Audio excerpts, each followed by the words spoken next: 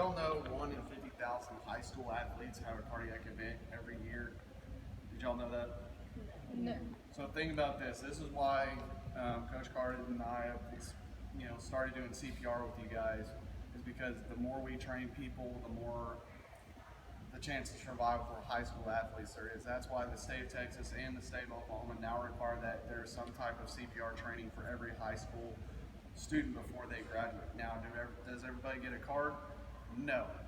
But there has to be something on transcript that says they've had some type of CPR training. The training that you guys will be getting from me today, you guys will be getting a card that you will be able to carry with you, and it's good for 2 years. So how does CPR come about? So in 1960, CPR was first established. Before that, all they usually kind of did was mouth to mouth, and then they started kind of bringing chest compressions around, but there was really no organization. In 1960, American Heart Association, a small group, started out, and they officially recognized CPR. From there, they've now started becoming a huge organization in cardiac care and actually established all the guidelines for everything that we do in CPR. And if you pursue in the healthcare field later on, whether it be nursing, medical, paramedic, anything like that, they will guide you in how you do your cardiac care. Every 5 years they run studies, and based on those studies in those 5 years determines on how we treat those patients. So does anybody know what CPR stands for?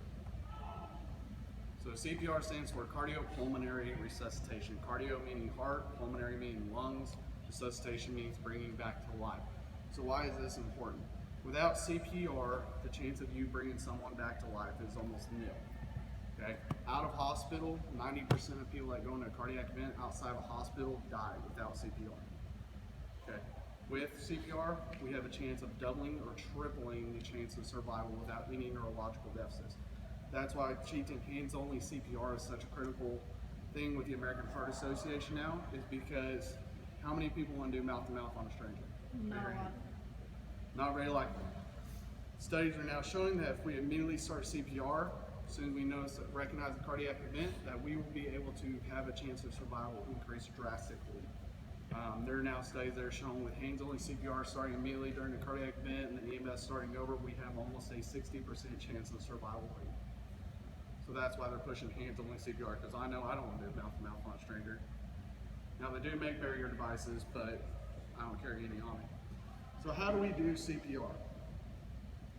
So how we do CPR is you find the center of your chest. Okay, everybody knows what the sternum is. Find the center of your chest. At the very bottom of the center of your chest, you feel where it comes to, where your rib cage comes together. You're gonna go 2 fingers above that, okay? Then you're gonna put the palm of your hand right there in the center of the chest, and then you're gonna interlock your fingers together.